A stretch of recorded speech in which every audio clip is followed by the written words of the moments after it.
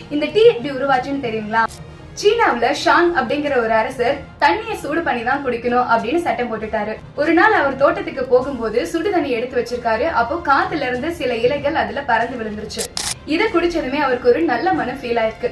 அது மட்டும் இல்லாம சுறுசுறுப்பா இருந்ததை உணர்ந்திருக்காரு. அதுக்கப்புறமா அந்த நாட்டு மக்களும் குடிக்க ஆரம்பிச்சிருக்காங்க. கிமு 800கள்ல ஐரோப்பிய நாடுகள்ல இந்த தேயிலை பரவுச்சு. 17ஆம் நூற்றாண்டுல இங்கிலாந்துல ரொம்பவே இந்த தேயிலை ஃபேமஸ் ஆச்சு. அதுக்கப்புறமா தான் இந்தியாவுக்கு வந்திருக்கு. ஆங்கிலேயர்கள் மூலியமா தான் இந்தியாவுக்கு இந்த தேயிலை வந்திருக்கு. மணிராம் தேவன் அப்படிங்கிறவர் தான் இந்தியாவுல முதல் இந்த தேயிலையை பயிரிட்டவர்.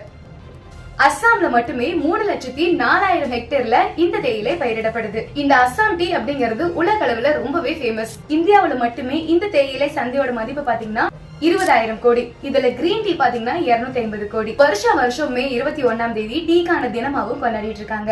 சோ நீங்களும் ஒரு டீ லவரா இருந்தீங்கன்னா இந்த வீடியோக்கு லைக் பண்ணிக்கோங்க.